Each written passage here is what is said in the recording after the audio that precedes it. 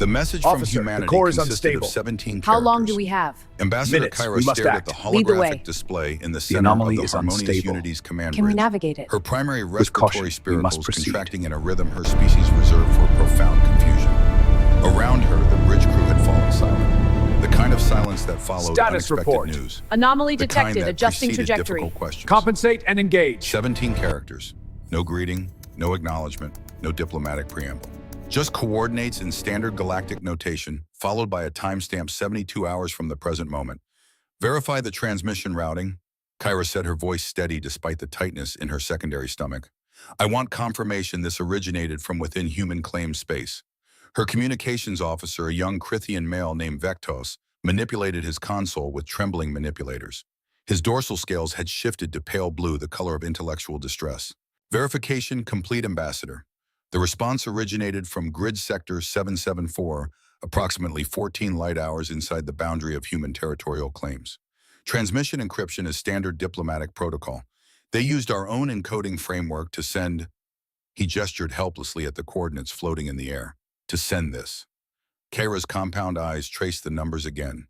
She had studied human linguistic patterns for 3 months. She had prepared 17 different opening speeches for various diplomatic scenarios. She had practiced what limited intelligence suggested might be appropriate human greeting gestures, a slight inclination of the upper body, eye contact maintained, but not aggressive manipulators visible and open to demonstrate peaceful intent. 3 months of preparation. 97 days of analyzing every scrap of data the Commonwealth had gathered about these newcomers who called themselves humans. A species that had emerged from some uncharted region of space and claimed a modest sphere of 5 systems with surprising boldness. A species that had thus far declined all contact with neighboring powers. Until now. Kyra had sent them a masterwork of diplomatic craft.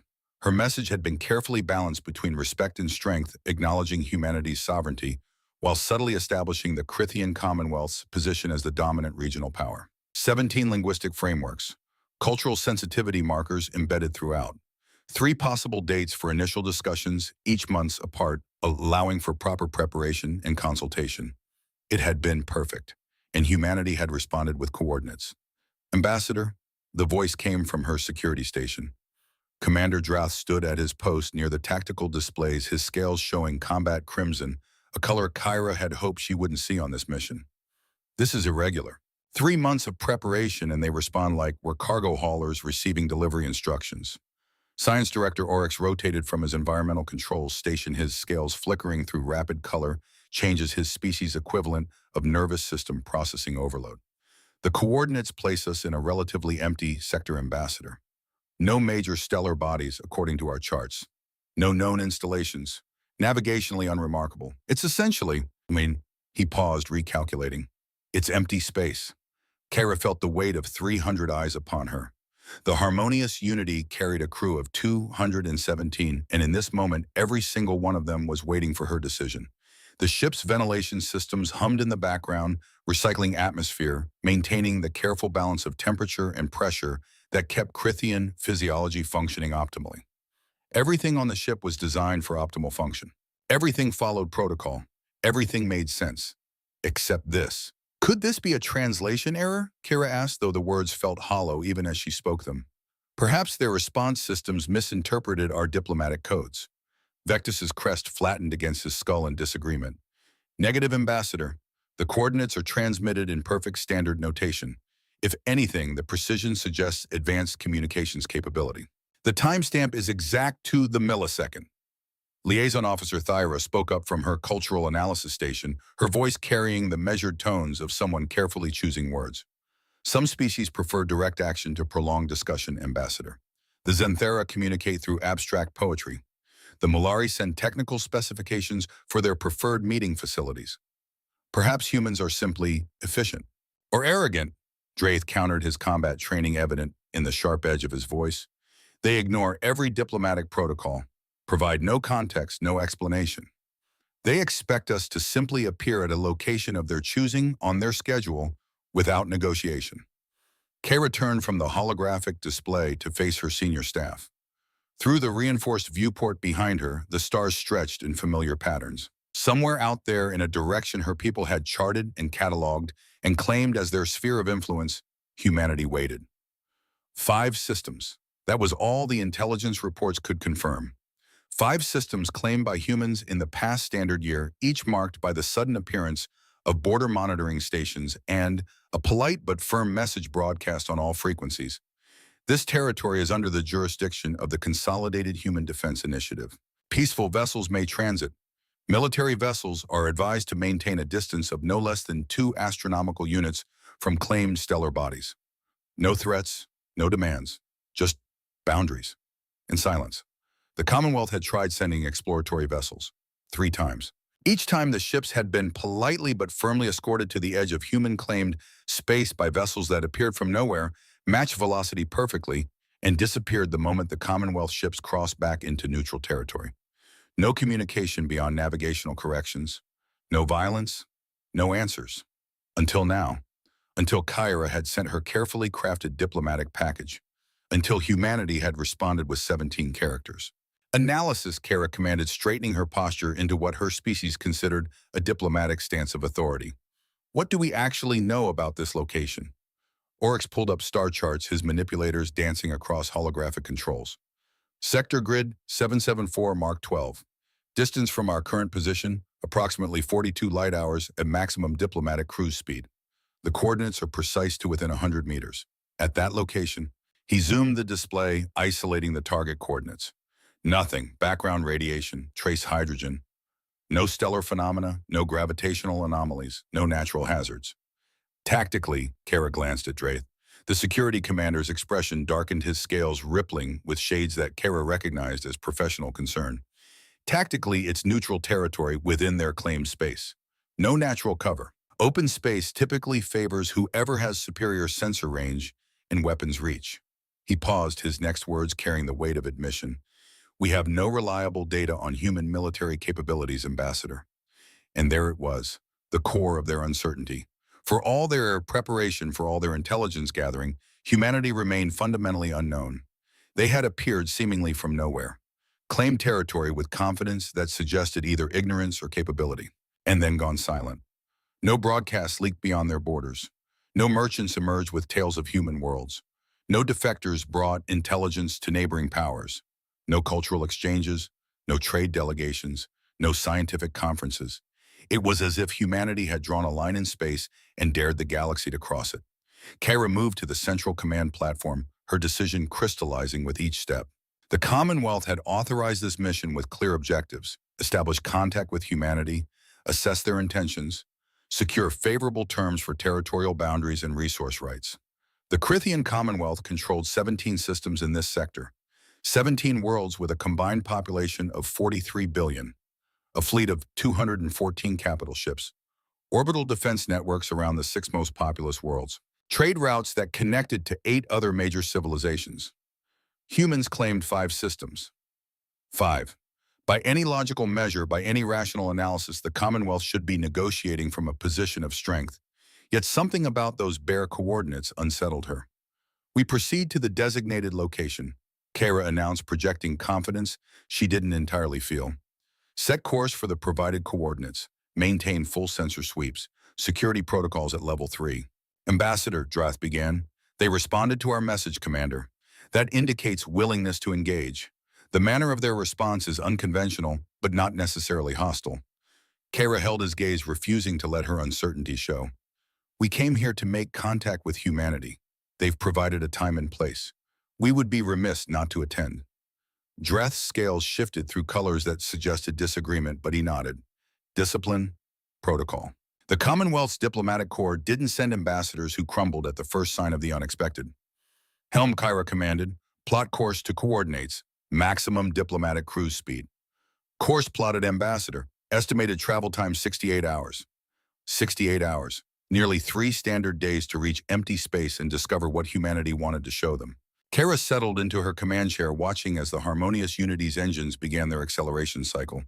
Through the viewport, the stars began their slow shift as the ship turned toward its new heading. Behind her, holographic displays showed the coordinates. Still there. Still waiting. Still inexplicable. A young voice interrupted her thoughts. Ambassador Ensign Korvath stood at the bridge entrance, barely 23 standard years old, his scales showing the green-gray of junior rank. fresh from the diplomatic academy assigned to the Unity as part of his practical training rotation. Eager, nervous, reminded Kyra of herself 3 decades ago. Ensign, what is it? I've completed the linguistic analysis you requested, Ambassador. The efficiency of their response just coordinates it's consistent with a broader pattern. In every recorded interaction with Commonwealth vessels, humans have used minimal language to achieve maximum clarity. No extraneous information, no traditional diplomatic courtesy language, just functional communication. Kyra gestured for him to continue. It's not rudeness, Ambassador. It's precision. They're treating communication like engineering. Every word serves a purpose, nothing wasted.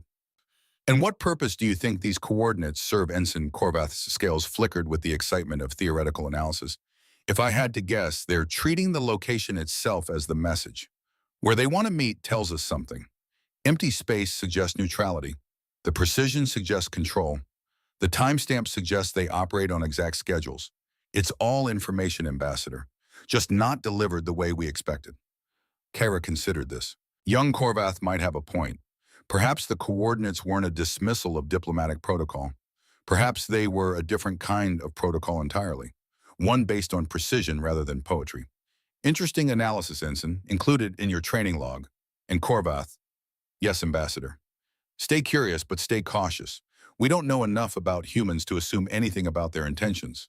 The young officer nodded and departed, leaving Kyra alone with her thoughts and the vast uncertainty that lay 68 hours ahead. The journey began smoothly, too smoothly perhaps. Kyra found herself monitoring status reports with an attention to detail that bordered on obsessive. Every system check, every routine maintenance report, every minor fluctuation in the power distribution network. All normal, all perfectly maddeningly normal. The harmonious Unity was a marvel of Krithian engineering.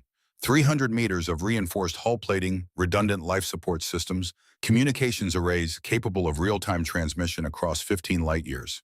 The ship represented the Commonwealth's finest diplomatic achievement, fast enough to reach distant negotiations quickly, well-armed enough to deter casual aggression, luxurious enough to host formal state functions. Kyra had served aboard the Unity for 8 standard years. She knew every deck, every corridor, every system. The ship was home in a way her sparse quarters on the capital world had never quite managed to be. And now that home was carrying her into the unknown.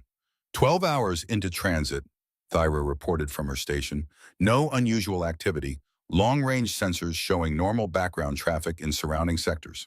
Normal, that word again. Kara reviewed her notes for what must have been the 100th time.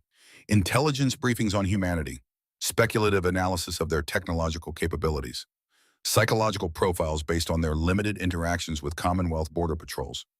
Most of it was educated guesswork. Humanity hadn't given them much to work with. She thought about Korvath's analysis, communication as engineering, precision over protocol. If that was true, what did it say about a species that valued efficiency so highly? Were they military-minded, technologically focused, or simply pragmatic to a degree the Commonwealth found uncomfortable? The door to her ready room chimed. Enter. Drath stepped inside his scales, showing the neutral tones of off-duty professionalism. Ambassador, a moment of your time. Of course, Commander. What's on your mind?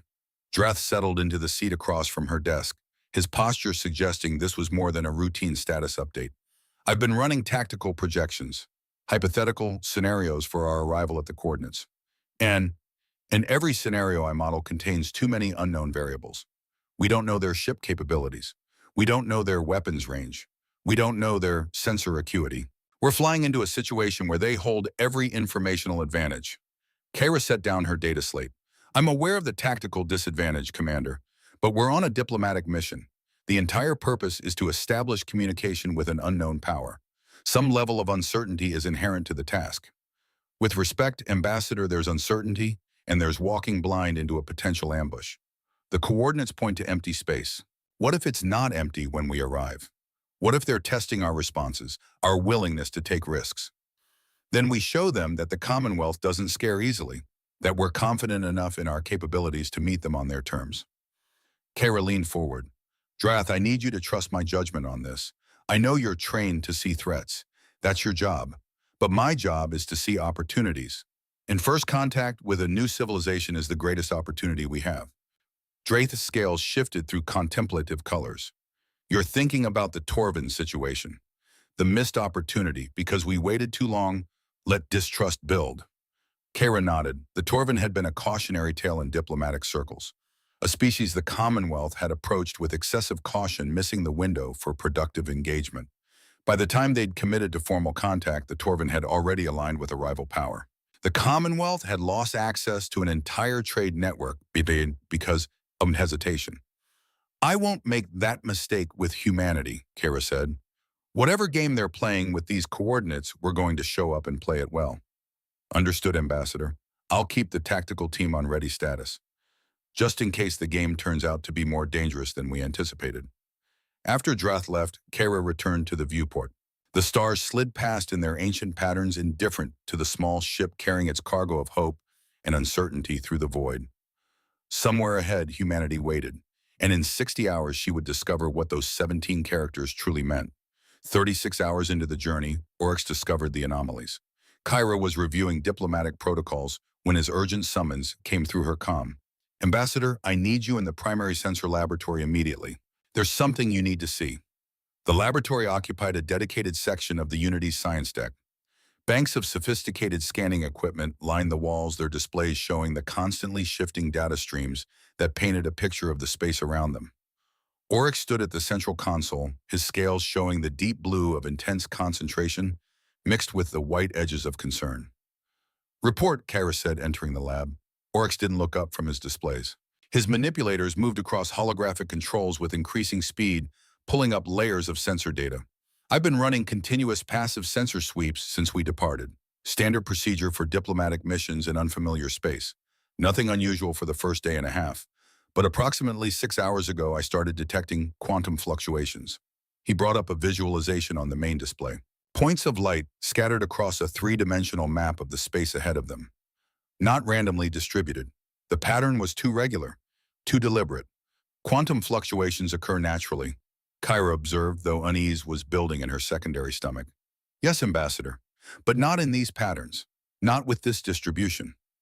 Oryx isolated a cluster of the points, highlighting their geometric arrangement. These fluctuations are evenly spaced, precisely evenly, and they're not stationary. They're following our course, maintaining consistent distance and bearing relative to our position. Kara felt her respiratory spiracles contract. You're saying we're being followed. I'm saying the space around us is showing signs of mass distortion. Significant mass, but I'm detecting no physical objects, no energy signatures beyond the quantum effects, no visible ships, no thermal output, no electromagnetic emissions, nothing that should be causing these readings. He pulled up additional data streams showing the mathematical analysis of the distortions. Numbers scrolled past faster than Kyra could process, but she understood the implications. Could it be sensor malfunction? Oryx's scales shifted to a color Kyra had rarely seen from him, the pale white of existential uncertainty.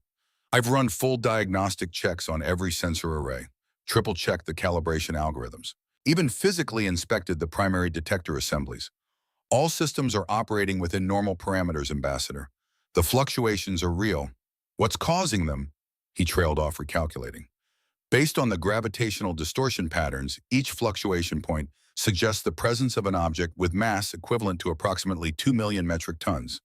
The number didn't immediately register, then it did. The harmonious Unity displaced 300,000 metric tons. A Commonwealth battlecruiser, the largest vessel in their fleet, massed 1.2 million tons. Each of these invisible presences was larger than their most powerful warship. How many fluctuation points? Kara asked, her voice carefully controlled. Oryx's manipulators trembled slightly as he highlighted them on the display. 47. The silence in the laboratory felt thick enough to impede breathing.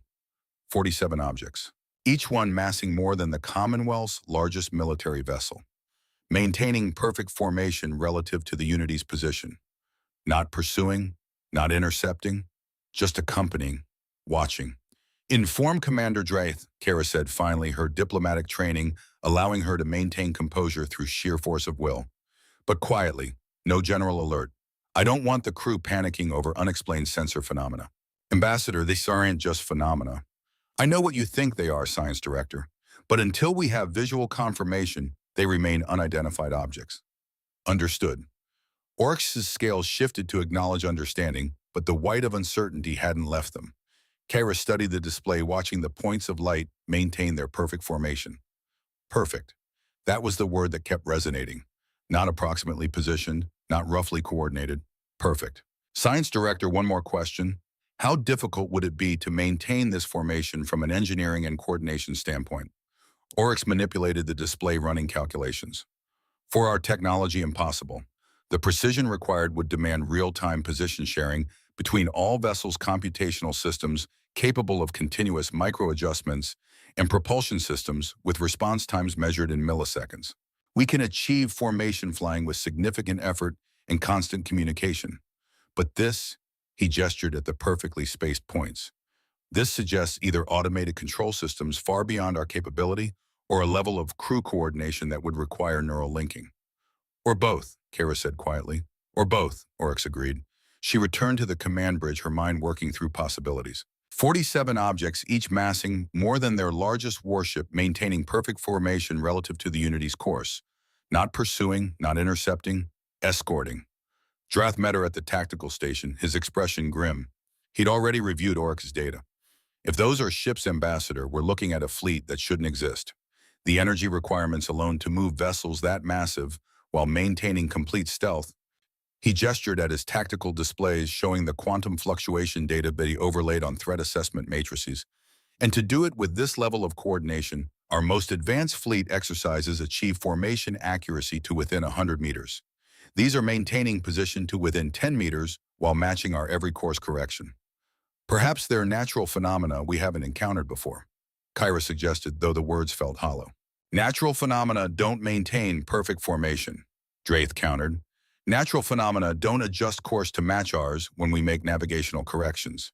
He pulled up the tracking data showing how the fluctuation points had shifted in perfect synchronization with the Unity's minor course adjustments over the past 6 hours. Adjustments made for routine navigation optimization. Tiny changes in heading, and every invisible presence had matched them exactly. Someone is out there, Ambassador. Someone with technology several orders of magnitude beyond our capabilities. And they're making sure we know they're there without revealing what they are. Thera approached from her cultural analysis station. She'd been listening, her scales showing the colors of deep analytical processing. Psychological warfare, she said quietly. They want us nervous, uncertain. By the time we reach the coordinates, we'll be looking at empty space and wondering what invisible armada surrounds us. They're conditioning us, preparing us to be receptive to whatever message they want to deliver. Or, Drath added, his combat training showing through, by the time we reach the coordinates, those 47 mass signatures will decide to stop being invisible, and we'll discover whether they're warships or something else entirely. Kara looked out the viewport at the stars sliding past. Somewhere among that infinite darkness, 47 invisible somethings paced them. Humanity's welcoming committee, perhaps, or humanity's warning. The coordinates were still 32 hours away. Maintain current course, Kyra commanded. Continue passive monitoring, and prepare the crew for anything. The final approach began 63 hours after their departure from Commonwealth space. Kara had spent much of the intervening time in her quarters alternating between reviewing prepared speeches and staring at the bulkhead, trying to quiet thoughts that refused to settle. The quantum fluctuations had remained constant throughout the journey, 47 objects maintaining their perfect invisible formation. Watching. Sleep had been difficult. When she closed her eyes, she saw coordinates floating in darkness. 17 characters that had transformed a routine diplomatic mission into something that felt increasingly like an examination she hadn't studied for. But she was as ready as she would ever be. Approaching designated location, the navigation officer announced. Estimated arrival in 47 minutes. 47, that number again. Kyra took her position in the command chair, willing her scales to show the confident blue of diplomatic authority. Around her, the bridge crew worked with quiet efficiency. Professionals, all of them. Selected for this mission because they were the Commonwealth's finest. She hoped that would be enough. Sensor report, she commanded. Oryx studied his displays, his manipulators moving across controls with practiced precision.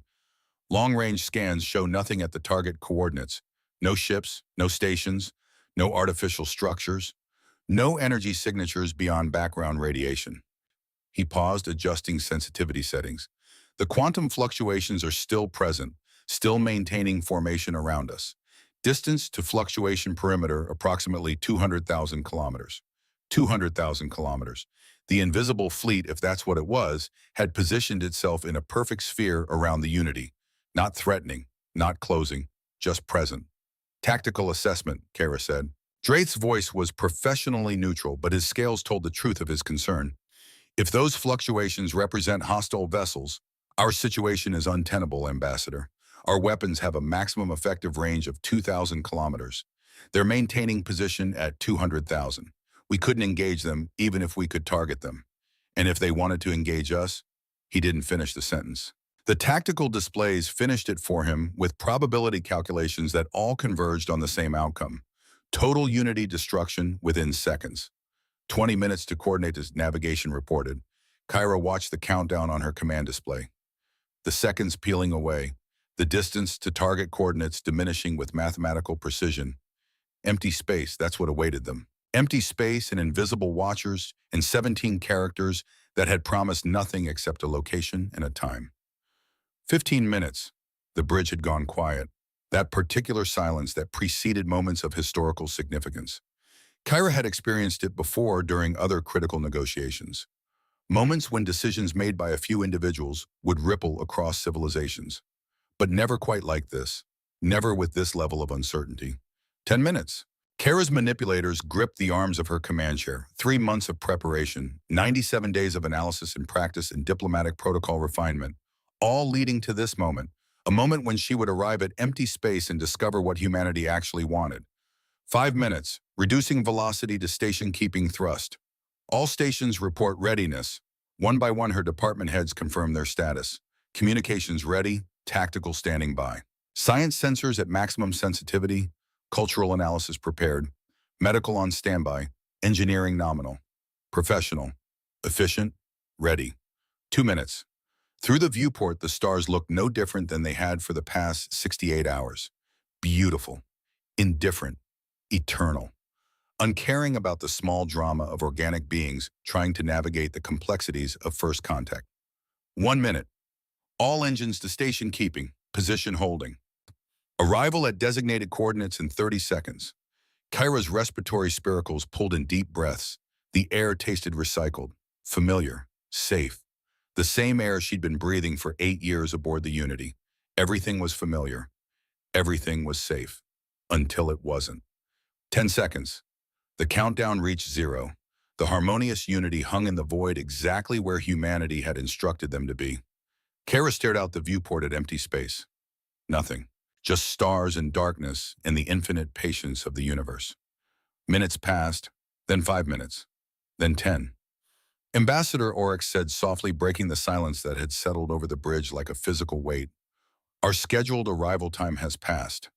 Still no contact. No signals? No. The communications console chirped. Every head on the bridge turned as one. Kara felt her secondary stomach clench. After all the waiting, after all the preparation, this was it. Incoming transmission. Vectos reported, his voice tight with suppressed emotion. Audio only. Origin point.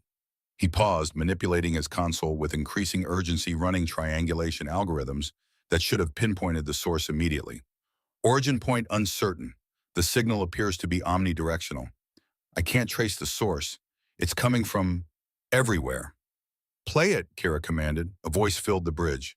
Human, unmistakably so. Female, measured. With a quality that reminded Kyra of deep water calm on the surface but suggesting vast depth beneath. Crithian vessel Harmonious Unity. This is Admiral Torvalds of the Consolidated Human Defense Initiative. Thank you for meeting us at the designated coordinates. The voice paused. In that pause, Kyra heard confidence. Not arrogance, not hostility, just absolute unshakable certainty. Before we proceed, Admiral Torvalds continued, I want to ensure you understand that you are in no danger. What you are about to experience is a demonstration, not a threat. Please maintain your current position and prepare for visual contact. The transmission ended. Kyra exchanged glances with her senior staff. Drath's combat posture had intensified, his scales showing battle-ready crimson. Oryx's eyes were fixed on his sensor displays, searching for something, anything that might explain a voice that seemed to come from everywhere and nowhere simultaneously.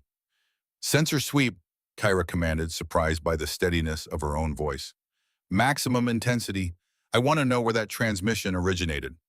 Scanning now, Oryx responded. His manipulators moved rapidly across controls, cycling through every available sensor mode. Active scans, passive detection, quantum entanglement tracking, gravitational lensing analysis. Everything. Ambassador, I'm reading. He stopped, recalibrated, started again. This doesn't make sense. Report. Passive sensors show normal background shortings, but when I increased sensitivity to maximum, his scales rippled with something Kyra had never seen from him before. Fear. Genuine, undisguised fear. There are quantum fluctuations, hundreds of them. No, he recalculated, his voice dropping to barely above a whisper. Exactly 47, scattered in a perfect sphere around our position. Radius 200,000 kilometers. We knew about those fluctuations, Thyra said, though her voice lacked conviction. Her own scales were shifting toward colors that indicated stress. Not like this, Oryx whispered. These readings suggest mass distortion, massive mass distortion. But I'm detecting no physical objects, no energy signatures, no thermal output, nothing that should be causing gravitational effects this pronounced. It's as if he trailed off, running the calculations again, as though hoping for different results. It's as if there are 47 capital-class vessels surrounding us, but they're not reflecting or emitting any detectable radiation, which is physically impossible. Unless multiple contacts. The sensor operator's shout cut through Oryx's analysis like a blade. Bearing all bearing, range 200,000 kilometers, contact classification. His voice climbed toward panic. Classification unknown, mass unknown, I'm showing 47 there. Reality shifted. One moment the viewport showed empty space, stars scattered across the infinite dark, the familiar geography of the cosmos. The next moment it showed ships. Kyra's respiratory system seized. Her primary and secondary stomachs clenched simultaneously.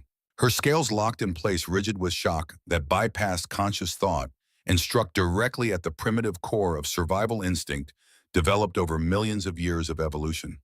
Ships. Dozens of them, no, more than dozens. 47.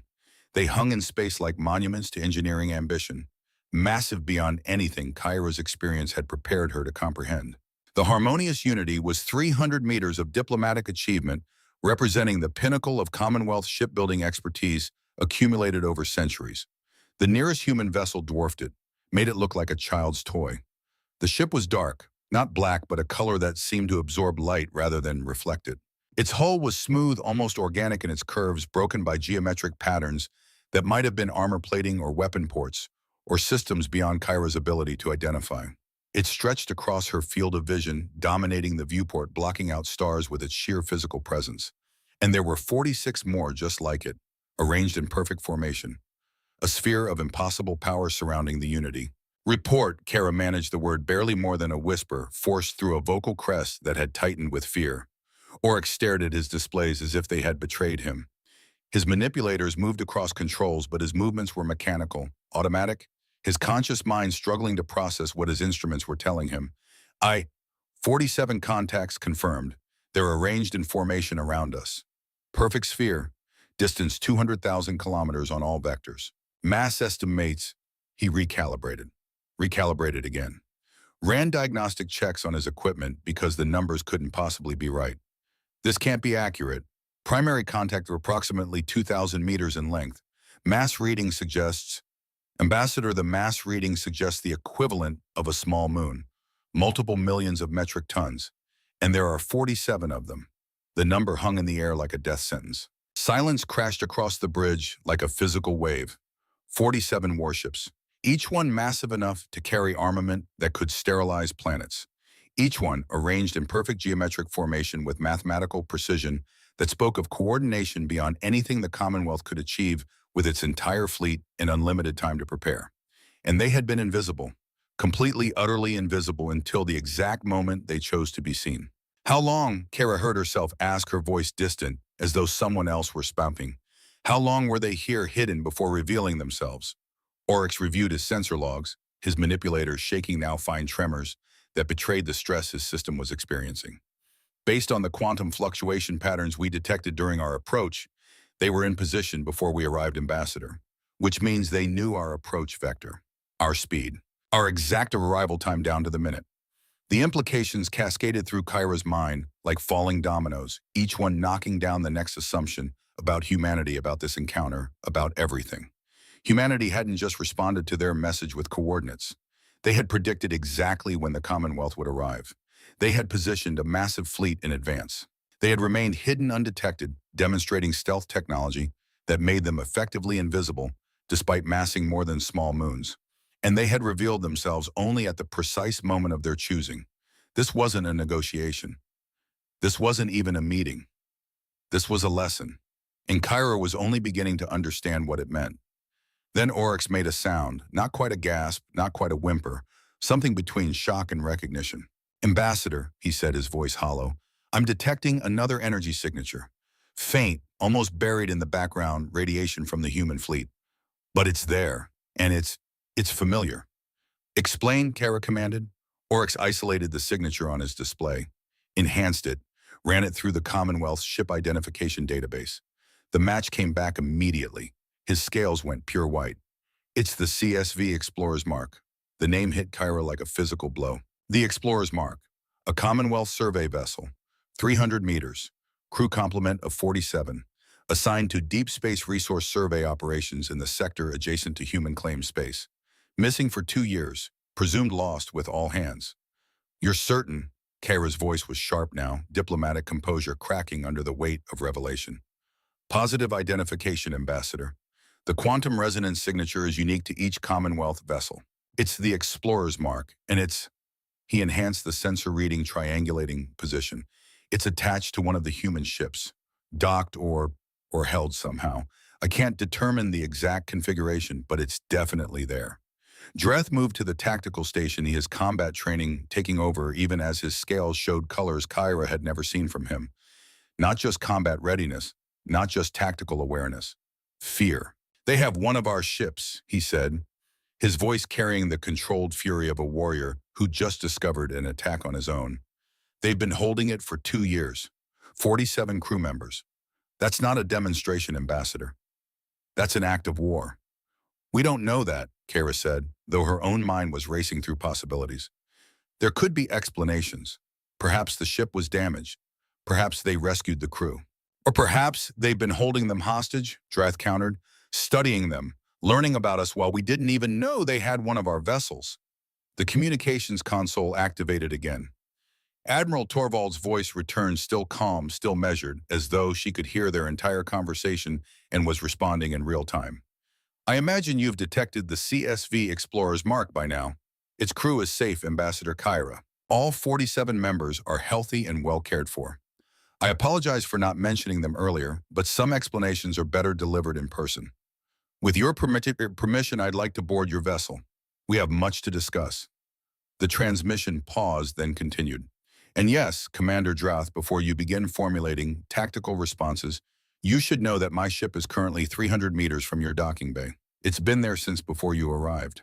Your sensors never detected it even now that you know where to look." Another pause. "We're not your enemies, Ambassador. We're your teachers. Whether you choose to learn is up to you." The transmission ended. Kyra sat in her command chair surrounded by the evidence of humanity's capabilities. 47 massive warships that had been invisible. One Commonwealth ship held for 2 years. A human transport vessel hiding 300 meters away undetectable despite their knowledge of its presence. And a voice offering to board, to teach. She thought about the Explorer's Mark. 47 crew members. The same number as the human ships surrounding them. That couldn't be coincidence. Everything humanity did seemed to be deliberate, calculated, designed to send messages within messages. Dreth was watching her, waiting for orders. His scales demanded action. His training screamed at him to respond to what looked like an act of aggression. But Kyra's diplomatic instincts saw something else. A test. Humanity was showing them power, showing them capability, and offering explanation rather than demanding surrender. "Commander Drath," Kara said quietly, "stand down combat protocols. Ambassador, they're holding our people. They said the crew is safe, healthy, well cared for. If they wanted to use them as hostages, they wouldn't tell us they have them. They would have revealed that as leverage during negotiations." Kara kept her voice calm, projecting certainty she was building from fragments of diplomatic theory and instinct. This is part of their demonstration, part of their lesson. They want us to ask questions, to understand, not to fight. She activated her communication system. Admiral Torvalds, you have permission to board. We welcome the opportunity to speak face-to-face and to learn about our missing crew. Thank you, Ambassador. We'll arrive in 8 minutes. 8 minutes, the same impossible response time that suggested human ships had been positioned exactly where they needed to be long before the Unity arrived. Kyra stood straightening her scales, forcing her respiratory spiracles to pull in steady breaths. Senior staff with me, we greet Admiral Torvalds with full diplomatic honors. As she walked toward the docking bay, she couldn't shake one persistent thought. 47 crew members on the Explorer's mark. 47 human warships surrounding them. Humanity didn't do anything by accident, and she was about to discover what those numbers meant. The deliberation lasted 3 hours. Kara convened her senior staff in the secure conference room adjacent to the diplomatic chamber. The space was smaller, more intimate, designed for difficult conversations that required privacy. The kind of conversations where careers ended or civilizations changed course. Through the reinforced viewport, the 47 visible human warships maintained their perfect formation. Silent, patient, monuments to capability and restraint in equal measure. Commander Drath stood at the tactical display, his scales showing colors that shifted between combat crimson and resignation gray. He'd been running calculations since the humans departed, numbers that told stories no warrior wanted to read. I've analyzed engagement scenarios, he said, his voice carrying the clinical detachment of someone delivering a terminal diagnosis. 47 different simulations, one for each visible ship. I adjusted variables, terrain advantages, advanced warning, prepared defensive positions, perfect tactical coordination. I even modeled scenarios where our entire Commonwealth fleet engaged this diplomatic squadron with complete strategic surprise and optimal positioning. He gestured at the display where holographic battle simulations played out in accelerated time, each one ending the same way. Commonwealth ships reduced to expanding clouds of debris, human vessels barely scratched. Every simulation ends in total Commonwealth defeat. Time frame measured in minutes, not hours. The technological disparity is. Why, he paused, searching for adequate comparison. It's comparable to primitive chemical weapons facing orbital bombardment. We wouldn't be fighting them, Ambassador. We'd be dying while they watched. And that's just against the 47 we can see. The 127 in stealth, we'd never even know what killed us. Oryx spoke from his position near the science console, his scales still showing that disturbing white that hadn't faded since the revelations. I've been analyzing the stealth technology alone. The energy requirements to hide vessels massing millions of tons, each maintaining that stealth for extended periods, while those ships remain fully operational and combat capable. He pulled up technical schematics, trying to model the physics.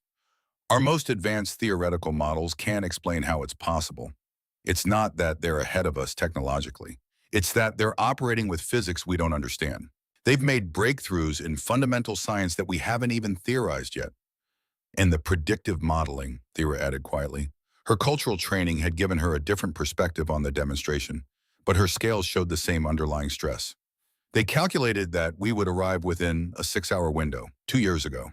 That level of predictive accuracy suggests they understand our political processes, our decision-making patterns, our cultural psychology better than we understand it ourselves.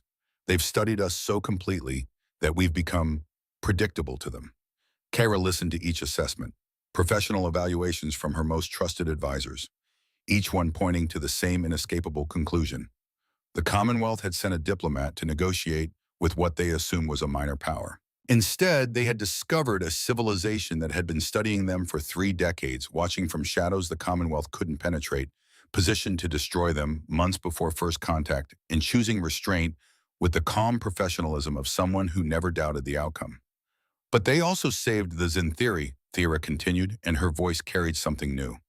Not just analysis, but genuine emotion. Korvax wasn't lying. I could read his body language, his vocal patterns. That was real trauma, real grief, and real gratitude. 43 billion of his people died. Humanity saved the survivors when 11 other civilizations we might consider peers, turned them away. They're not monsters, she said quietly. They're just prepared. Overwhelmingly, impossibly prepared. But they used that preparation for protection, not conquest. Young Ensign Korvath, who'd been silent throughout most of the meeting, spoke up from his position near the door. Ambassador, if I may, Kara nodded. Everything they've shown us is consistent with a single principle: absolute certainty. They don't want negotiations because negotiations imply uncertainty. They want us to understand reality so completely that we make the same choice they've already predicted we'll make. It's not manipulation exactly, it's architecture. They're building a framework where peace is the only logical option. Kara looked at the young officer with new appreciation. His analysis cut through to something essential. Recommendations, she said, her voice steady despite the trembling in her secondary stomach. Accept the treaty, Drath said immediately. His combat training had reached the same conclusion his tactical simulations confirmed. From a security standpoint, the terms are more than acceptable. They're generous. They establish clear boundaries, reducing the risk of accidental conflict. The Mutual Defense Clause actually provides protection against third-party threats. If we refuse, he didn't finish. The simulations on his display finished the sentence for him. From a scientific perspective, Oryx continued, the technology exchange provisions are limited, but that's understandable given the disparity. What they're offering: agricultural techniques, medical knowledge, material, science improvements. Those are genuine benefits. And they're offering them without strategic risk to themselves because the technology gap is so vast that even their basic knowledge represents advancement we couldn't weaponize against them for decades, maybe centuries. Culturally, Thyra said, her voice carrying the measured tones of careful analysis, the treaty respects our sovereignty. There are no requirements to adopt human customs or modify our government, no demands for military integration or economic subordination. They're not seeking to dominate us politically. They're establishing stable coexistence on their terms, yes, but terms we can live with. Terms we were hoping for before we understood who we were negotiating with. Kyra looked at each of them, her senior staff. The Commonwealth's finest selected for this mission because they represented the peak of Crithian diplomatic, military, and scientific achievement. All of them had reached the same conclusion. So we're agreed, Kara said quietly. We accept. Do we have a choice? Drath asked. There was no bitterness in his voice, just pragmatic acceptance of tactical reality. The kind of acceptance that came when a professional warrior recognized an opponent so superior that resistance became meaningless. There is always a choice, Kara replied. We could refuse. We could attempt to leave. We could return to the Commonwealth and recommend military buildup, defensive preparation, territorial consolidation. We could spend decades and trillions of resources trying to close the technology gap. And in 6 years, Oryx said softly, or 16 years, or 60 years, we'd still be facing the same reality. Humanity would still have capabilities we can't match, technology we can't replicate, intelligence networks we can't penetrate. And by then they might be less patient, less willing to offer generous terms.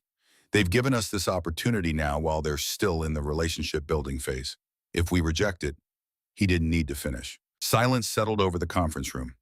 Not the silence of defeat, Kyra thought, the silence of wisdom recognizing its own limitations. She thought about Admiral Torvald's words, about preparation spanning decades, about intelligence gathering so thorough that humanity knew the Commonwealth's acceptable treaty terms before negotiations began, about Korvax's testimony of humanity rescuing refugees when others had abandoned them, about a doctrine learned from human history, total intelligence, superiority strategically revealed, about the distinction between capability and action, between power and restraint. Before we finalize this, Kara said, I want to know about our people, the CSV Explorers Mark, 47 crew members we thought were lost. If humanity has been caring for them, I want to see them. I want confirmation they're alive and well before we accept anything. She activated her communication system. Admiral Torvalds, this is Ambassador Kara. Before we proceed with the treaty, I request permission to meet with the crew of the CSV Explorers Mark to verify their condition and hear their account of the past 2 years. The response came within seconds. Of course it did. Granted, Ambassador, we anticipated this request. We're preparing a shuttle to transport you and your senior staff to the CSS Explorers Mark. The ship and crew are aboard the HDIS Architect. You'll be our guests for approximately 3 hours. Will that be acceptable? Kyra glanced at Drath, who nodded slowly. Acceptable. We'll be ready for transport in 20 minutes. The shuttle ride to the human flagship was an education in itself. The vessel that docked with the Unity was small, perhaps 20 meters long, but its design spoke of engineering sophistication that made Crithian technology look crude by comparison. Smooth lines, no visible seams, Hull material that seemed to shift color slightly in different light, as though it were actively managing its thermal and electromagnetic signature, even in the benign environment of interstellar space. Inside, the accommodations were perfectly suited to Crithian physiology, seating that adjusted to their body structure. Atmosphere mix that matched the Unity's environmental settings exactly.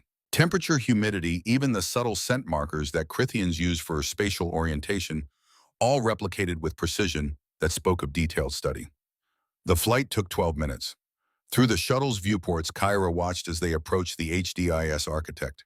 The human flagship was massive, easily 4 times the size of the Unity. Its hull showed the same light-absorbing quality as the other human ships, but at this closer range, Kyra could see details. Weapon ports, sensor arrays, what might have been launch bays for smaller vessels, all integrated into the hull with such precision that they seemed organic rather than manufactured. They docked with barely a whisper of contact. The human crew that greeted them wore the same simple uniforms as Admiral Torvald's functional professional, without unnecessary decoration. But the officer who met them at the airlock was familiar. Korvax's golden scales gleamed under the ship's lighting. His large eyes showed what might have been compassion. Ambassador Kyra, Commander Drath, Science Director, Oryx Liaison Officer Thyra, welcome aboard the Architect. I'll escort you to where your people are waiting. They walked through corridors that were wider than necessary, as though the ship had been designed to accommodate multiple species comfortably. The lighting was gentle, optimized for visual comfort across a range of evolutionary backgrounds. Everything spoke of thoughtful design rather than human-centric engineering. The Explorer's Mark crew has been given quarters in our diplomatic guest section, Korvax explained as they walked. When we found them, their ship had suffered a catastrophic reactor failure. Life support was failing. They had perhaps 6 hours before total atmospheric loss. We brought them aboard, stabilized their condition, and began medical treatment. Why didn't you contact us? Drath asked, his voice tight. Why keep them for 2 years? Korvax stopped, turning to face the Crithian commander. His expression was difficult to read, but his voice carried sincerity. Because we had to understand whether the Commonwealth valued its people more than its pride, Commander. We monitored your communications. We saw how your government classified the Explorer's Mark. Lost with all hands, presumed destroyed by unknown spatial phenomenon. No search parties, no rescue missions, just administrative closure. We offered to return your people immediately. They chose to stay, at least temporarily. They wanted to understand us, to learn about humanity. And we wanted to give the Commonwealth time to demonstrate what kind of civilization you are. Would you send search parties? Would you demand their return? Would you even notice they were gone? His golden scales dimmed slightly. You didn't. For 2 years, 47 of your people were missing, and your government moved on. That told us something important about the Commonwealth, about your priorities, about whether you were ready for the kind of relationship we wanted to build. The words stung because they were true. Kyra remembered the reports. The Explorer's Mark had been written off as an acceptable loss. Space exploration carried risks. The crew knew the dangers. Their families had received compensation. Life continued. They arrived at a large chamber, something between a meeting hall and a residential common area. And there, arranged in groups of conversation, were Crithians, 47 of them. Kyra's scales shifted through colors she couldn't control. Her people, alive, healthy. Their scales showed colors of surprise and hope and uncertainty. An older male stepped forward, his scales showing the deep blue of command authority. Captain Torin, according to the name badge he still wore from his Commonwealth uniform. Ambassador Kyra, he said, his voice carrying the formality of military bearing mixed with something else. Gratitude, relief. We didn't expect the Commonwealth to send anyone, especially not someone of your rank.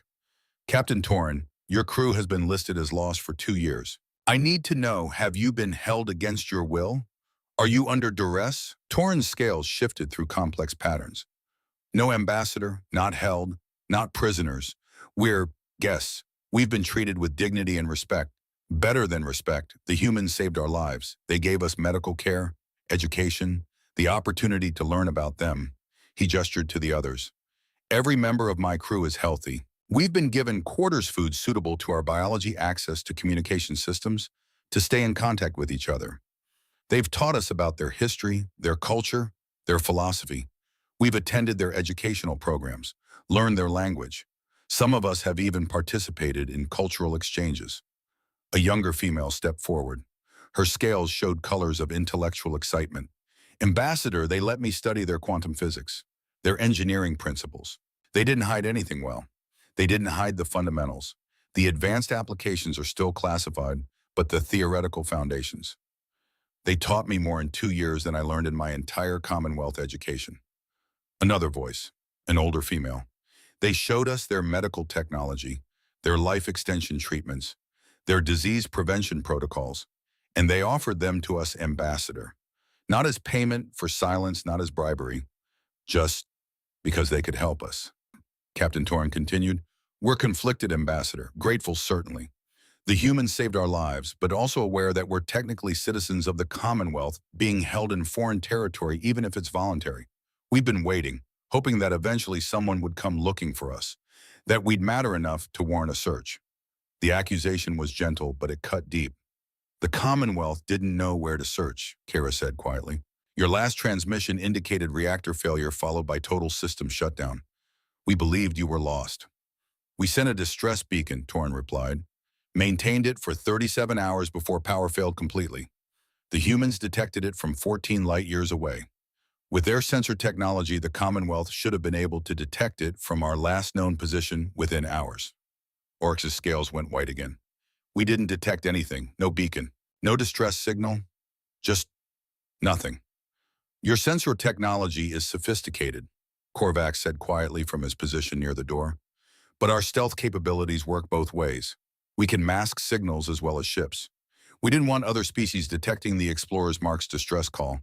We wanted to see how the Commonwealth would respond to the loss on its own, whether you would search, whether you valued your people enough to try.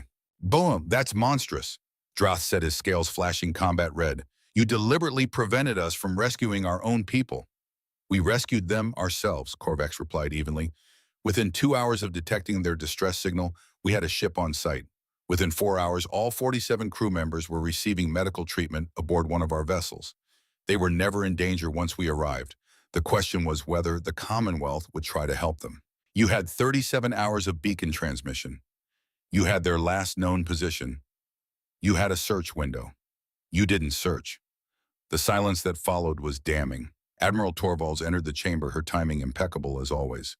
Ambassador Kyra, I know this is difficult to hear, but you needed to understand something about humanity before we could proceed with a treaty. We don't just evaluate civilizations based on their military capabilities or economic power. We evaluate them based on how they treat their own people, how they respond to crisis, whether they value life over bureaucratic convenience. She gestured to Captain Torn and his crew. The Commonwealth failed that test. Not catastrophically, you're not cruel or intentionally negligent, but you're complacent. You accept losses that could be prevented. You move on from tragedies that deserve more attention. These 47 individuals were written off as acceptable casualties. That told us something important about your civilization. But it also gave us an opportunity, Torvalds continued. We could care for your people, demonstrate to them and eventually to you that humanity values life. Every life, regardless of political convenience. Captain Torn, would you like to share what we discussed? The Crithian captain's scales shifted to formal blue. The humans have offered us a choice, Ambassador. We can return to the Commonwealth with you, resume our lives, our careers, our families. They'll provide transport and facilitate our reintegration.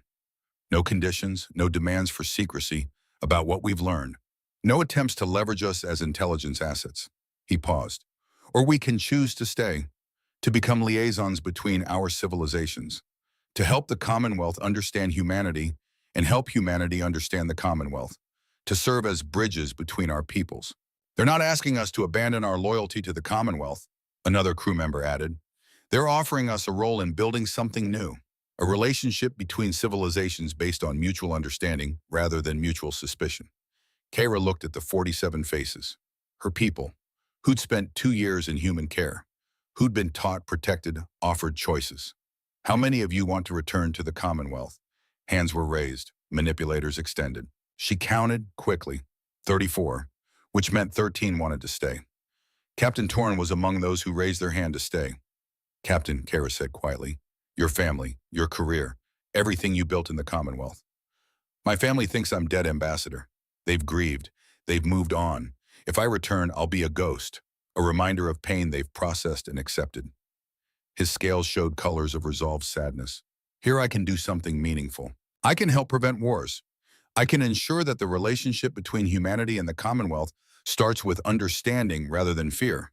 That seems important, worth more than resuming a life that's already ended. Torvalds nodded. We'll facilitate the return of the 34 who choose to leave. They'll be aboard the Unity within the hour. The 13 who stay will begin formal training as cultural liaisons. And Ambassador, one more thing. She pulled up a holographic display. Medical records, detailed health assessments for all 47 crew members. Every member of Captain Torren's crew received comprehensive medical examinations when they came aboard. We found several treatable conditions that Commonwealth medical technology hadn't detected or addressed. Minor genetic disorders, early-stage degenerative conditions, nutritional deficiencies. We treated all of it. Your people are healthier now than when we found them. Consider it a demonstration of good faith. While Kyra studied the medical data, Oryx moved beside her, his scientific training allowing him to parse the information quickly. This is remarkable, he whispered. They didn't just stabilize trauma injuries. They performed preventive medicine, genetic therapy, longevity treatments. Some of these procedures would be considered experimental in the Commonwealth. They're offering them as standard care. We value life science, Director Torvald said simply. It's one of our core principles. The same principle that led us to save the Zen theory. The same principle that guides our approach to diplomacy. We'd rather invest in prevention than excel at destruction. She turned to Kyra. You came here to verify your people were safe. You've seen them, spoken with them, confirmed their condition. Are you satisfied? Kyra looked at Captain Torren, at the 13 who'd chosen to stay, at the 34 who wanted to return home, at Korvax, the Zentheri whose entire species had been saved by these same humans. Yes, she said finally. I'm satisfied, more than satisfied. I'm grateful. Then shall we discuss the treaty? The return to the Unity came with 34 additional passengers, Crithians who'd been missing for 2 years now returning with stories that would reshape how the Commonwealth understood humanity. Kyra sat in her ready room drafting the formal acceptance message. The words came easier now. After meeting her people, after seeing proof of humanity's values alongside their capabilities. The door chimed. Enter. Droth stepped inside his scales, showing colors she'd rarely seen from him. Not combat crimson, not tactical assessment gray, something closer to respect. Ambassador, I need to say something. Speak freely, Commander. I was wrong about the demonstration being intimidation, about them being manipulative. I've been reviewing everything we've learned, and I finally understand what they were doing. He sat without being invited, his posture that of an equal rather than a subordinate. They weren't trying to scare us. They were trying to eliminate uncertainty. In warfare, uncertainty gets people killed. Misunderstandings start conflicts. They showed us everything, their capabilities, their intelligence networks, their timeline, their values, so that we would understand exactly what kind of civilization they are. They're warriors, he said quietly. Professional warriors. The best kind. The kind who'd rather prevent fights than win them. The kind who prepare so thoroughly that violence becomes unnecessary. I recognize that now. It's what I was trained to be, but at a scale I never imagined possible. The treaty they're offering isn't a surrender document. It's a professional agreement between a master and a student. They're offering to protect us while we learn, to share knowledge while we grow, to ensure our security while we figure out how to be the kind of civilization that doesn't need their protection. His scales shifted to colors of decision. I recommend full acceptance, Ambassador. Not because we're afraid, but because they've earned our respect. After Drath left, Kyra finalized the message. Formal diplomatic language, full recognition of terms, authorization under her authority as appointed Commonwealth representative, but also something more, acknowledgement, gratitude, hope. She activated the communication system.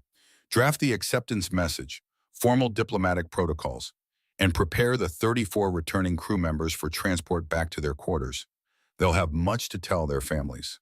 Vectus worked at his communication station, his manipulators moving with practiced precision. Minutes passed. The message took shape, careful wording that acknowledged reality without appearing weak, that accepted terms while maintaining dignity, that represented the Commonwealth with professionalism, even in circumstances that had stripped away every illusion. Message ready, Ambassador.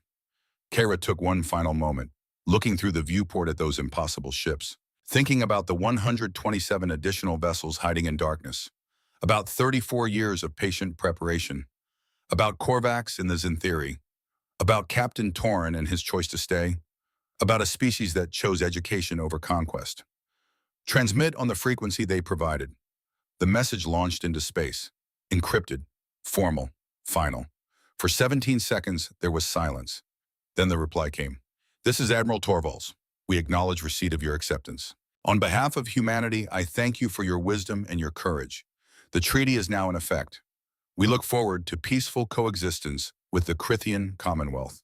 A pause, then Torvald's voice continued, carrying a warmth that hadn't been present during their first meeting. Safe travels, Ambassador Kara. We'll escort you to the border of human claimed space. Not because we don't trust you, but because we want to ensure no other species misunderstands your presence in our territory. We protect what matters to us. And as of this moment, the Crithian Commonwealth matters to us. The transmission ended. On the tactical display, the 47 visible vessels began to move. Not dispersing, Kyra realized. Repositioning, forming a protective corridor. They're actually going to escort us. Drath said, something like wonder breaking through his professional composure. A full diplomatic battle group, just to make sure we get home safely. It's a message, Kara replied, understanding, crystallizing. Not to us, to everyone else watching, to the 14 other civilizations they've been monitoring. This is what happens when you negotiate with humanity in good faith. You get everything you came for and they protect you while you leave. And the other message? Thyra asked quietly. Kara turned from the viewport, meeting her cultural liaison's eyes, the one they're not saying out loud, that this is what they assign to diplomatic missions. That if we'd come with hostile intent, if we'd threatened them, if we'd given them cause. She gestured at the 47 ships arranging themselves with mathematical precision. Imagine what they assign to actual threats. The harmonious Unity began its journey back to Commonwealth space surrounded by ships that could have destroyed it in seconds, but instead formed a protective shell around it. Kara stood on the command bridge, watching the human vessels pace them with effortless grace. Their formation was perfect. Not the rigid precision of military parade, but the fluid coordination of a distributed intelligence operating in perfect harmony. The journey would take 14 hours at maximum diplomatic cruise speed, 14 hours to process everything they'd learned, 14 hours to prepare for the conversations that would reshape the Commonwealth's future. She had begun drafting her report to the Council. Not the official diplomatic summary that would come later, that would be carefully worded to present the mission as a success while managing the shock of revelation. This was the unofficial communication, the one that would be read in closed session, the one that would shape Commonwealth strategy for decades to come. Council of Progressors, first contact with humanity has been achieved. The diplomatic mission was successful. We have secured a treaty that meets or exceeds all authorized objectives. However, I must report that our strategic assessments were fundamentally flawed. She paused, choosing her next words with the precision of someone who understood they would be analyzed and debated for years. Humanity is not a minor power. They are not our peers. They are not participants in the regional balance of power. They are the balance of power. I am attaching full sensor logs, technical analysis, tactical assessments, and testimony from the 47 crew members of the CSV Explorers Mark who have been in human care for 2 years. I urge you to review these materials personally before making any decisions regarding human relations. The Commonwealth must understand we are not negotiating with humans. We are accepting the terms of a species that positioned themselves to end our civilization before we knew they existed as a potential threat. They chose peace. They chose to save our people. They chose to offer us generous terms from a position of overwhelming strength. We should be grateful for those choices, and we should never, under any circumstances, give them reason to reconsider. She encrypted the message, marked it for Council eyes only, and queued it for transmission the moment they reached Commonwealth space. 6 hours into the journey, something happened. Ambassador Oryx called from his science station, his scales showing colors of surprise rather than alarm. I'm detecting an object on intercept course. Small mass. Velocity profile suggests natural debris, but trajectory is concerning. It will pass within 200 meters of our hull in approximately 4 minutes. Can we adjust course? Kara asked. Not without breaking formation with our escort. And at this velocity, even a small collision could. The sensor display changed. One of the human ships, not one of the 47 invisible escort, but one that had been invisible until this moment had moved, positioned itself between the Unity and the approaching debris. They're intercepting, Drath said, his voice carrying professional appreciation. Watch. The human ship didn't fire weapons, didn't deploy kinetic interceptors. Instead, a field of some kind extended from its hull, visible only as a subtle distortion in space like heat shimmer, but more controlled. The debris hit the field at high velocity and simply stopped. Not destroyed, not deflected. Stopped. As though it had hit a wall that absorbed all kinetic energy perfectly. Then the field released the debris, gently redirecting it on a trajectory that would miss the Unity by a comfortable margin. The entire intercept took 7 seconds. What was that? Oryx whispered, his manipulators frozen over his console. Defensive field technology. Thyra said, her cultural analysis training allowing her to interpret the demonstration. They just showed us they can protect us from threats we don't even see coming. The debris might have been natural, but the demonstration wasn't. They positioned that ship there deliberately, waited for an opportunity to show us what they meant when they said they protect what matters to them. Kyra activated the communication system. Admiral Torvalds, thank you for the intercept. That was impressive. Just keeping our word, Ambassador.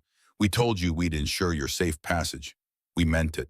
As of the moment you accepted our treaty, your ship became our responsibility. We take our responsibilities seriously. The casual competence in that statement was somehow more impressive than all the earlier demonstrations of power. 12 hours into the escort, Kyra was in her quarters when the communication came. Private channel. Admiral Torvalds. Ambassador, I hope I'm not interrupting your rest. I wanted to speak with you privately about something that didn't fit into the formal proceedings. I'm listening, Admiral. The CSV Explorer's Mark. Captain Torrin and the 13 who chose to stay. I wanted you to understand why we made that offer, why we gave them the choice. Torvald's voice carried a weight Kara hadn't heard before. Not official, not professional, personal. Humanity's history is filled with examples of people who were forced to choose between competing loyalties, between the nation that birthed them and the ideals they believed in, between family and principles, between safety and conscience. Those are terrible choices, Ambassador. They break people. We didn't want to do that to Captain Torrin's crew. We didn't want to force them to choose between the Commonwealth and humanity. So we made it possible for them to choose both, to serve as bridges, to be loyal to their people while working with us toward mutual understanding. The 13 who stayed, they're not traitors to the Commonwealth. They're pioneers, the first generation of a new kind of relationship between civilizations. Not subordinate, not dominated, just connected, by people who understand both sides. Kyra thought about Captain Torrin, about his decision to stay, about the opportunity to be part of something larger than himself. Thank you for giving them that choice, Admiral, and for caring enough about our people to save them in the first place. We'll always care, Ambassador. That's not political calculation. That's who we are. We've seen what happens when civilizations stop caring about individuals, when people become statistics, when lives become acceptable losses. We've lived through that in our own history. We chose to be different. Your Commonwealth is learning that now, through Captain Torrin and his crew, through this treaty. Through everything we've shown you, you're learning that there's another way, a way where strength serves life rather than threatening it, where preparation prevents tragedy rather than causing it. We hope you'll teach others what you've learned. Share the lesson. Help us build a sector where peace becomes the default because everyone understands the reality, where wars don't happen because everyone knows what we know, that violence is a choice and there are better choices available. The transmission ended, leaving Kyra with much to consider. The border of human claimed space appeared on the Harmonious Unity's navigation display exactly 14 hours later, marked by nothing but mathematical coordinates. No stations, no beacons, no physical demarcation, just a line in space that humanity had drawn and the galaxy was learning to respect. As they approached that invisible boundary, the 47 ships began to decelerate. Breaking escort formation, Drath reported, and for the first time since the coordinates demonstration, his voice carried something other than tactical assessment. It carried respect. Repositioning 2. They're forming up behind us. Single line formation. Kara moved to the viewport. The human ships arranged themselves in perfect synchronization, a wall of impossible power positioned exactly at the border. Not threatening, not aggressive, simply present. A final message. The communications console activated one last time. Admiral Torvald's voice as measured and calm as it had been throughout this entire encounter. Ambassador Kyra, you are now leaving human claimed space. The treaty between our peoples is in effect as of this moment. We've transmitted the full documentation to Commonwealth Command on your behalf. They received it approximately 7 minutes ago. 7 minutes. The humans had sent the treaty to the Crithian government before the Unity even reached the border. Another small demonstration of their reach, their capabilities, their perpetual position of knowing more than their counterparts. On behalf of humanity, Torvalds continued, I want to thank you again for your professionalism and your wisdom. You came seeking understanding, and I believe you found it, though perhaps not in the form you expected. A pause. And Kyra heard something new in the human admiral's voice. Not superiority, not satisfaction, respect. The galaxy faces many challenges, Ambassador. Species compete for resources. Old grudges fuel new conflicts. Fear and misunderstanding lead to violence. Humanity has chosen a different path. We believe that strength should serve peace, that capability should enable restraint, that knowledge should prevent tragedy rather than cause it. Torvald's voice shifted, taking on a formal quality. The tone of someone speaking, not just to Karam, but to everyone who would eventually hear this recording.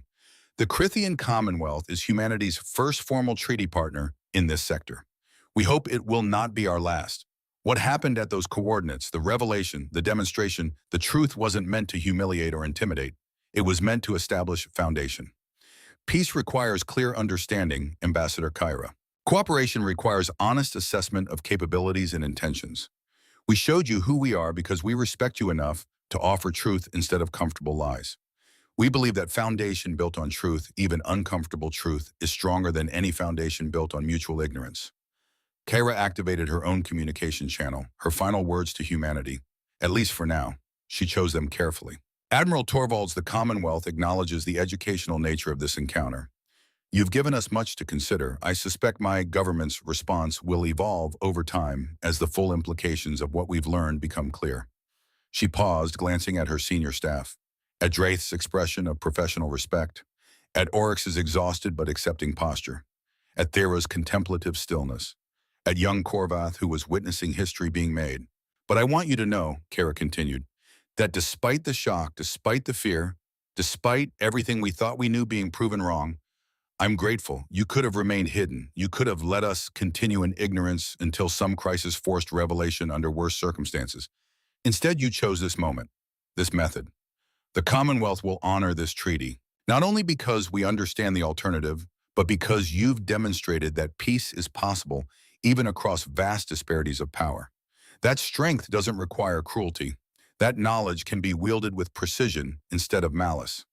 Kara drew in a long breath, her respiratory spiracles pulling in recycled air that suddenly tasted less confining. Safe travels, Admiral Torvalds. I suspect we'll speak again. I'm certain of it, Torvalds replied, and Kyra could hear the smile in her voice. Until then, Ambassador, may your words to your leaders be heard with wisdom, and may the friendship between our peoples grow stronger with each passing year. The transmission ended, the harmonious Unity crossed the border, leaving human claimed space behind. Behind them, the 47 ships remained in formation, a silent wall marking the boundary. Then one by one they vanished. Not departing, Kara understood now, simply returning to the invisible state that was their natural condition, fading from sensors, from sight, from detection, returning to the quantum shadows from which they had emerged. Within 90 seconds, the viewport showed empty space. The sensor displays showed nothing. Even knowing exactly where those ships had been positioned moments before Oryx's instruments detected no trace of their presence. They're still there, Oryx whispered, stating fact rather than asking question. Aren't they? Yes, Kara replied. They're still there, still watching, still monitoring, still ensuring their borders remain secure. Forever, Thyra asked, though she already knew the answer. Until they decide otherwise, Kara said, which means yes, effectively forever, or at least until the rest of the galaxy learns what we learned. Until peace becomes the default because everyone understands what we understand now. The harmonious Unity accelerated toward Commonwealth space, toward home, toward the difficult conversations that awaited. Behind them, invisible guardians maintained their vigil. Ahead, the future waited. Different now. Changed by 17 characters that had transformed into a demonstration of power so overwhelming that restraint became its own kind of dominance. Kara looked at the encrypted message queued in her communication system. The report that would shake the council. The truth that would reshape Commonwealth strategy. She thought about Admiral Torvald's calm voice, about 34 years of patient observation, about predictive models that knew when the Commonwealth would send a diplomat, about ships positioned 9 months before humanity responded with coordinates, about Korvax and the Zen theory, about Captain Torrens' choice, about the defensive field that had protected them from debris they never saw coming, about a species that didn't fight wars because they prevented them through preparation, so thorough knowledge, so complete capability, so overwhelming that conflict became strategically obsolete before it could begin. Navigation, Kara commanded. Best speed to Commonwealth space. Course, said Ambassador. Estimated arrival 6 standard days. 6 days to prepare the Commonwealth for truth. 6 days to find words adequate to describe what she'd witnessed. 6 days to convince the Council that accepting humanity's terms wasn't surrender, it was survival and wisdom. The Academy Lecture Hall was built to Commonwealth specifications, circular design, tiered seating arranged to give every student equal visual access to the central presentation area, acoustic optimization for Crithian vocal frequencies. 200 young diplomats in training sat in those seats, their scales showing the green-gray of student enthusiasm mixed with the focused attention of those who understood they were witnessing something significant. At the center of the hall, a holographic display floated in the air. 17 characters, just coordinates and a timestamp. The instructor, Ambassador Kyra herself, recently promoted to Chief Diplomatic Officer and assigned to reform the Commonwealth's first contact protocols, stood before those coordinates with the bearing of someone who had looked into the abyss of their own ignorance and emerged wiser. This, she said, her voice carrying to every corner of the hall without artificial amplification, is where modern interspecies diplomacy began for the Commonwealth. Not with words, not with lengthy negotiations, not with cultural exchanges, with numbers. She gestured and the holographic display expanded. Images appeared. 47 massive warships, perfect formations, stealth technology that defied physics, intelligence networks that penetrated every secret, a timeline showing 34 years of preparation. What you're about to study is known as the Coordinates Protocol, first contact between the Crithian Commonwealth and the Consolidated Human Defense Initiative. It established the framework that has maintained sector-wide peace for the past 3 months. It demonstrated principles that have since been applied to 6 additional first contact scenarios with other species. 6 other civilizations have received coordinates from humanity. All 6 have accepted treaties. All 6 have learned the same lessons we learned. Kara pulled up another image. Korvax, the Zen theory liaison, his golden scales distinctive against the backdrop of human and Crithian flags displayed side by side. What made this encounter historically significant wasn't the technological disparity. It wasn't the intelligence gathering. It wasn't even the peaceful outcome. What mattered was the choice. Humanity chose to reveal themselves on their timeline. They chose education over intimidation. They chose to demonstrate overwhelming capability while maintaining absolute restraint. They chose to offer fair terms from a position where they could have simply taken what they wanted. They chose to save refugees that 11 other civilizations had abandoned. They chose to care for our lost crew members when we had written them off as casualties. And we chose wisdom over pride, understanding over ego, peace over principle, life over bureaucratic convenience. Both choices, theirs and ours, created the foundation for everything that followed. Young Ensign Korvath sat in the front row, his scales showing colors of intense focus. He was no longer the nervous junior officer who'd accompanied the mission to the coordinates. 3 months of studying the encounter, analyzing the decisions, understanding the implications, had transformed him. He would graduate in 2 months. Already there were whispers he'd be assigned to the new Human Liaison Office being established in the Commonwealth's Diplomatic Corps. Kara looked at the young faces before her. The next generation of Commonwealth diplomats. The ones who would navigate a galaxy where humanity's invisible networks watched everything, where coordinates might arrive at any moment, where truth had become the most valuable commodity in interspecies relations. When you receive your first diplomatic assignment, she said, you'll be operating in a galaxy that has changed, where information asymmetry determines outcomes, where preparation matters more than position, where the species who knows the most, who watches the longest, who waits the most patiently, wins. But winning doesn't mean what you think it means. Humanity won our encounter before it began. They could have dictated terms. They could have demanded tribute. They could have established dominance. Instead, they offered partnership. They gave us truth even though comfortable lies would have been easier. They saved our people even though abandoning them would have been simpler. They protected us even though we'd given them no reason to care. That's what winning looks like when you're strong enough to choose what victory means. She pulled up the treaty document, the one that had been so perfectly calibrated to Commonwealth expectations. Study this case, learn from it, because the lesson the Coordinates Protocol teaches isn't about humanity's power. It's about what power means when wielded by those who understand that true strength is choosing restraint over dominance, understanding over ignorance, life over convenience. The lecture continued, young minds absorbing lessons, historical precedent becoming diplomatic doctrine. A student raised a manipulator. Ambassador question, the humans had us surrounded. They had complete intelligence superiority. They could have forced any terms they wanted. Why give us fair terms? What did they gain from being generous? Kyra smiled. It was the right question, the one that cut to the heart of everything. What did they gain? They gained us, not as subjects, not as subordinates, as partners who chose cooperation because we understood it was right, not because we feared punishment. They gained a commonwealth that will speak well of them to other species, that will share the lesson, that will help them build the kind of galaxy they want to live in. They gained peace without firing a shot, friendship without demanding tribute, security without requiring conquest. They gained everything they wanted by giving us everything we needed. Another question. But don't they worry we'll build up our military? Try to close the technology gap, eventually challenge them? They've been monitoring us for 34 years, Kara replied. They know our technological progression curves better than we do. They know it would take us 200 years to develop comparable capabilities, assuming they don't advance further in that time, which they will. But more importantly, they don't see military buildup as a threat. They see it as progress. As long as we're building to protect ourselves rather than threaten them, they're satisfied. They're not afraid of strong neighbors. They're afraid of ignorant neighbors. Neighbors who might make catastrophic mistakes. The stronger we become through honest development, the more valuable we are as partners. That's the genius of their approach. They've structured the relationship so that our success serves their interests. Win-win, as they call it. The lecture ended 2 hours later. Students filed out discussing debating their scales, showing the colors of minds actively processing new paradigms. Corvath lingered, waiting until the hall was empty. Ambassador, a personal question, if I may. Of course, Ensign. Do you think we'll ever be their equals, technologically, strategically? Kara considered the question carefully. Equals, perhaps not in our lifetime. Perhaps never.